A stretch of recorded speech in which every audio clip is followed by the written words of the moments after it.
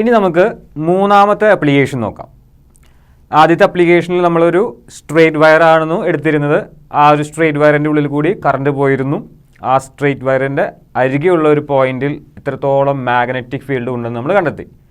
പിന്നീട് ആ സ്ട്രെയിറ്റ് വയറിനെ ചുറ്റി നമ്മളൊരു സോളിനോയിഡ് പോലെയാക്കി സോളിനോയിഡിൻ്റെ ഉള്ളിൽ ഒരു പോയിന്റ് എടുത്ത് അവിടെ എത്രത്തോളം മാഗ്നറ്റിക് ഫീൽഡ് ഉണ്ടെന്ന് നമ്മൾ കണ്ടെത്തി.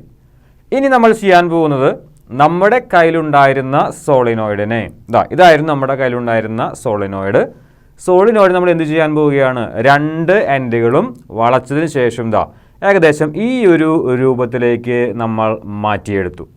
സ്ട്രെയിറ്റ് ആയിട്ടിരുന്ന ആ ഒരു സോളിനോയിഡിനെ നമ്മൾ വളച്ച് ഏകദേശം ഈ രൂപത്തിലുള്ള ഒരു ജോമെട്രി ആക്കി മാറ്റിയെടുത്തു. ഇതിന് വിളിക്കുന്ന പേരാണ് ടോറോയിഡ്. നോക്കുക, മൂന്നാമത്തെ ആപ്ലിക്കേഷൻ ഇതാണ്, magnetic field due to a toroid. സോളിനോയിഡിൻ്റെ ഉള്ളിൽ നമ്മളൊരു പോയിന്റ് എടുത്തിരുന്നു, എ എന്ന് പറയുന്ന ഒരു പോയിന്റ് എടുത്തിരുന്നു. അവിടെയുള്ള മാഗ്നറ്റിക് ഫീൽഡിൻ്റെ മാഗ്നിറ്റ്യൂഡ് B = μ0 എന്ന് നമ്മൾ കണ്ടെത്തുകയും ചെയ്തു. ഇനി അതേ സോളിനോയിഡിനെ തന്നെ നമ്മൾ വളച്ച് ടോറോയിഡ് ആക്കി മാറ്റിയതിന് ശേഷം ടോറോയിഡിൻ്റെ ഉള്ളിൽ, ഇപ്പോൾ ഈ ഒരു രീതിയിൽ നിങ്ങളിതിനെ വളച്ചു കഴിഞ്ഞാൽ ഈ ടോറോയിഡിൻ്റെ ഉൾഭാഗത്ത് ഏതെങ്കിലും ഒരു പോയിന്റ് എടുക്കുക, ആ പോയിന്റിൽ എക്സ്പീരിയൻസ് ചെയ്യുന്ന മാഗ്നറ്റിക് ഫീൽഡ് കണ്ടെത്തുന്നു. അതാണ് നമ്മുടെ മൂന്നാമത്തെ ആപ്ലിക്കേഷൻ. ആംപിയർ സർക്യൂട്ട് ലോയുടെ മൂന്നാമത്തെ ആപ്ലിക്കേഷൻ ഇതാണ്, magnetic field due to a toroid. അതിനുവേണ്ടി ഒരു ഫിഗർ വരച്ചിട്ടുണ്ട്. ഏകദേശം ഈ രീതിയിലാണ് നമ്മൾ ആ ഒരു സോളിനോയിഡിനെ നമ്മൾ വളച്ചു കഴിഞ്ഞാൽ ഈ രീതിയിലായിരിക്കും കിട്ടുക. ഒരു എൻഡിൽ കൂടി കറണ്ട് ഉള്ളിലേക്ക് കടന്നു പോകുന്നു. അത് ഒരുപാട് ടേൺസിൽ കൂടി ചുറ്റി തിരിഞ്ഞതിന് ശേഷം അതിൻ്റെ മറ്റേ എൻഡിൽ കൂടി ആ കറണ്ട് തിരിച്ച് ഇറങ്ങി പോകുന്നു. ഓക്കെ, അപ്പോൾ I എന്ന് പറയുന്ന കറണ്ടാണ് ഒരു ലൂപ്പുമായി ബന്ധപ്പെട്ട കറണ്ട്. അപ്പോൾ ഒരു ലൂപ്പിൽ കൂടി കടന്നു പോയതിനു ശേഷം എല്ലാ ലൂപ്പിൽ കൂടിയും അത് തിരിഞ്ഞ് ഏറ്റവും അവസാനം മറ്റേ എൻഡിൽ കൂടി സോളിനോയിഡിൻ്റെ മറ്റേ എൻഡിൽ കൂടി അതേ കറണ്ട് തന്നെ ഇറങ്ങിപ്പോകുന്നു. ഇനി ടോറോയിഡ്, ഈ രീതിയിലാണ് നമ്മൾ ടോറോയിഡിനെ കൺസിഡർ ചെയ്യുന്നതെങ്കിൽ ശരിക്കും ടോറോയിഡിന് രണ്ട് റേഡിയസ് ഉണ്ടായിരിക്കും. ഇപ്പോൾ ഏകദേശം നമുക്ക് ഈ ഒരു ഫിഗർ നോക്കുമ്പോൾ പ്രധാനമായും രണ്ട് സർക്കിളുകളെ കാണാനായിട്ട് സാധിക്കും. നോക്കുക, ഇതൊരു ഇന്നർ സർക്കിളാണ്, ഇതൊരു ഔട്ടർ സർക്കിളാണ്. ഉള്ളിൽ ഞാൻ വേറൊരു ഡോട്ടർ സർക്കിൾ വരച്ചിട്ടുണ്ട്, അത് പിന്നീട് പറയാം. ടോറോയിഡിന് ഒരു ഇന്നർ സർക്കിളും ഉണ്ടായിരിക്കും, ഒരു ഔട്ടർ സർക്കിളും ഉണ്ടായിരിക്കും. അതായത് ഒരു ഇന്നർ റേഡിയസും ഒരു ഔട്ടർ റേഡിയസും ഉണ്ടായിരിക്കും. നമ്മളതിൻ്റെ ഒരു ആവറേജ് റേഡിയസ് ആണ് എടുക്കുന്നത്. അതായത് ഇന്നർ റേഡിയസ് എടുക്കുന്നില്ല, ഔട്ടർ റേഡിയസ് എടുക്കുന്നില്ല. ഇന്നറിൻ്റെയും ഔട്ടറിൻ്റെയും ഏകദേശം ഒരു ആവറേജ് റേഡിയസ് ആണ് ടോറോയിഡിൻ്റെ റേഡിയസ് ആയിട്ട് കൺസിഡർ ചെയ്യുന്നത്. അങ്ങനെയെങ്കിൽ ഞാനൊരു ഡോട്ടഡ് സർക്കിൾ വരച്ചിട്ടുണ്ട്. ആ ഡോട്ടഡ് സർക്കിളിൻ്റെ റേഡിയസ് ആണ് സ്മോൾ ലെറ്റർ ആർ. ആ സ്മോൾ ലെറ്റർ ആർ ആണ് ടോറോയിഡിൻ്റെ ആവറേജ് റേഡിയസ് എന്ന് നമ്മൾ കരുതുന്നു. ഇനി നമ്മുടെ ഉദ്ദേശം എന്താണ്? ഈ ടോറോയിഡിൻ്റെ ഉള്ളിൽ ഏതെങ്കിലും ഒരു പോയിന്റിൽ എത്രത്തോളം മാഗ്നറ്റിക് ഫീൽഡ് ഉണ്ടായിരിക്കും എന്ന് കണ്ടെത്തുകയാണ് നമ്മുടെ ഉദ്ദേശം. അതിനുവേണ്ടി ഞാൻ ഇവിടെ ഒരു പോയിന്റ് എടുക്കുകയാണ്. പോയിന്റ് P ആണെന്ന് വിചാരിക്കുക. P എന്ന് പറയുന്ന പോയിന്റിലെ മാഗ്നറ്റിക് ഫീൽഡ് എത്രത്തോളം ഉണ്ട് എന്ന് നമുക്ക് കണ്ടെത്തണം. അതിനുവേണ്ടി ആംപിയർ സർക്യൂട്ട് ലോ അപ്ലൈ ചെയ്യുകയും വേണം, മാഗ്നറ്റിക് ഫീൽഡ് കണ്ടെത്തുകയും വേണം. അതിനുവേണ്ടി നമ്മൾ എന്ത് ചെയ്യണം? ആ പോയിന്റ് Pയിൽ കൂടി കടന്നു പോകുന്ന ഒരു ആംപേറിയൻ ലൂപ്പ് കൺസിഡർ ചെയ്യണം. നോക്കുക, ഇതേ ഡോട്ടർ സർക്കിൾ തന്നെ നിങ്ങൾക്ക് എന്തായിട്ടും കൺസിഡർ ചെയ്യാം? ആംപേറിയൻ ലൂപ്പായിട്ടും കൺസിഡർ ചെയ്യാം. P എന്ന് പറയുന്ന പോയിന്റ്, ആ പോയിന്റിലെ മാഗ്നറ്റിക് ഫീൽഡാണ് കണ്ടെത്തേണ്ടത്. ആ പോയിന്റ് ടോറോയിഡിൻ്റെ ഉള്ളിലാണ്. ആംപിയർ സർക്യൂട്ടിൽ അപ്ലൈ ചെയ്യണമെങ്കിൽ ആ പോയിന്റിൽ കൂടി കടന്നു പോകുന്ന ആരെ കൺസിഡർ ചെയ്യണം? ആംപേറിയൻ ലൂപ്പിനെ കൺസിഡർ ചെയ്യണം. അതേ ഡോട്ടർ സർക്കിൾ തന്നെ നിങ്ങൾക്ക് ആംപേറിയൻ ലൂപ്പായിട്ടും എടുക്കാം. അപ്പോൾ ഇവിടെ എന്ത് സംഭവിച്ചു? ആ ടോറോയിഡിൻ്റെ ആവറേജ് റേഡിയസും സ്മോൾ ലെറ്റർ ആർ ആണ്. നമ്മുടെ ആംപേറിയൻ ലൂപ്പിൻ്റെ റേഡിയസും സ്മോൾ ലെറ്റർ ആർ ആണ്. ഇനി നമ്മൾ സോളിനോയിഡിൻ്റെ കാര്യം പറഞ്ഞപ്പോൾ സ്മോൾ ലെറ്റർ എന്നിനെ പരിചയപ്പെട്ടിരുന്നു. എന്തായിരുന്നു small letter N? Number of turns per unit length. സോളിനോയിഡിൻ്റെ കേസിൽ small letter N = capital N / L ആയിരുന്നു. അതായത് ക്യാപിറ്റൽ N എന്ന് പറഞ്ഞു കഴിഞ്ഞാൽ total number of turns, L എന്ന് പറഞ്ഞു കഴിഞ്ഞാൽ എന്താണ്? ആ സോളിനോയിഡിൻ്റെ ലെങ്ത് ആയിരുന്നു.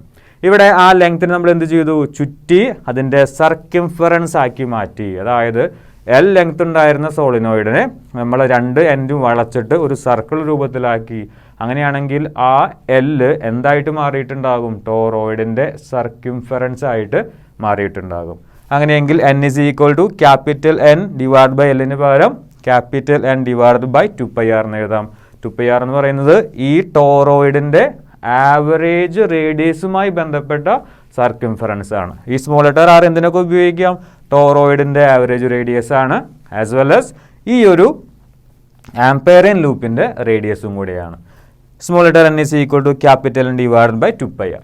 അങ്ങനെയാണെങ്കിൽ total number of turns is equal to n into 2πr. ഈ ഒരു ടോറോയിഡിൽ എത്രത്തോളം നമ്പർ ഓഫ് ടേൺസ് ഉണ്ടാകുമെന്ന് കണ്ടുപിടിക്കാനായി number of turns per unit length into ആ ഒരു സർക്യൂംഫറൻസ് ചെയ്താൽ മതി. ഈ ഒരു ഇക്വേഷൻ നിങ്ങൾക്ക് കിട്ടും. Capital N is equal to small letter n into 2πr എന്ന് കിട്ടും. ഓക്കെ, ഇനി നമുക്ക് ടോട്ടൽ കറണ്ട് കണ്ടുപിടിക്കണം. ആംപിയർ സർക്യൂട്ടിൽ പറയുന്നത് integral B dot D L is equal to μ0 I enclosed എന്നാണ്. ടോട്ടൽ കറണ്ട് കണ്ടുപിടിക്കണമെങ്കിൽ എന്ത് ചെയ്യണം? ഒരു ടേണുമായി ബന്ധപ്പെട്ട current into total number of turns. I enclosed is equal to I എന്ന് പറഞ്ഞു കഴിഞ്ഞാൽ ഒരു ടേണിൽ കൂടി പോകുന്ന കറണ്ടാണ്. I into total number of turns. I into total number of turns എന്താണ്? n into 2πr. I into n into 2πr. ഇതാണ് I എൻക്ലോസ്ഡ്. ഇനി നമുക്ക് ആംപിയർ സർക്യൂട്ട് ലോയുടെ ഇക്വേഷൻ മാത്തമാറ്റിക്കൽ ഫോം എന്ന് എടുത്തെഴുതാം. Integral B dot D L is equal to μ0 I enclosed. അതിൽ B dot D L ഞാൻ എങ്ങനെ മാറ്റി? Integral B D L cos theta എന്ന് മാറ്റി. ഡോട്ട് പ്രോഡക്റ്റ് ആയതുകൊണ്ട് B dot D L B D L cos theta ആയി. ഇനി μ0 എടുത്ത് എഴുതിയിട്ടുണ്ട്. I എൻക്ലോസ്ഡിന് പകരം I n 2πr എഴുതിയിരിക്കുന്നു. I n 2πr. ഇനി ബിയും ഡി എലും തമ്മിലുള്ള ഒരു ആംഗിൾ നിങ്ങൾ നോക്കുക. നിങ്ങൾ എവിടെയൊക്കെ ഇതാണ് ഈ ഡോട്ടഡ് സർക്കിളാണ് എന്ത് നമ്മുടെ കയ്യിലുള്ള ആംപെയറിയൻ ലൂപ്പ്. ഈ ആംപെയറിയൻ ലൂപ്പിൽ ചെറിയൊരു ഭാഗം കൺസിഡർ ചെയ്യുക. ഇതാണ് ചെറിയൊരു ഭാഗം. ആംപെയറിയൻ ലൂപ്പിൻ്റെ ചെറിയൊരു ഭാഗം ഞാൻ കൺസിഡർ ചെയ്തിട്ടുണ്ട്. ആ ഭാഗത്തിൻ്റെ ലെങ്ത് ആണ് ഡി എൽ. എവിടെ വേണമെങ്കിലും കൺസിഡർ ചെയ്യാം. നിങ്ങൾക്ക് വേണമെങ്കിൽ ഇവിടെ ഒരു ചെറിയൊരു ഭാഗം കൺസിഡർ ചെയ്യാം, അതായിരിക്കും ഡി എൽ. നിങ്ങൾ എവിടെയൊക്കെ ചെറിയൊരു ഭാഗം കൺസിഡർ ചെയ്ത് കഴിഞ്ഞാലും, അതായത് എവിടെയൊക്കെ നിങ്ങൾ ഡി എൽ എടുത്തു കഴിഞ്ഞാലും അവിടെയൊക്കെ ബിയും ഡി എല്ലും പാരലലായിരിക്കും. അതായത് ബിയുടെയും ഡി എല്ലിൻ്റെയും ഇടയിലെ ആംഗിൾ 0 ആയിരിക്കും. അങ്ങനെയെങ്കിൽ ബി ഡി എൽ കോസ് തീറ്റയിലെ തീറ്റ 0 ആണെങ്കിൽ B D L cos theta എന്ത് വരും? ബി ഇൻറ്റു ഡി എൽ എന്ന് മാത്രം വരും.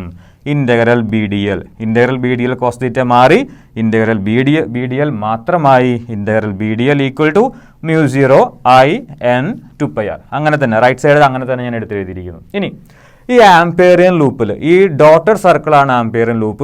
എവിടെയൊക്കെ നിങ്ങൾ മാഗ്നറ്റിക് ഫീൽഡ് നോക്കിക്കഴിഞ്ഞാലും അതൊക്കെ കോൺസ്റ്റൻ്റ് ആണ്.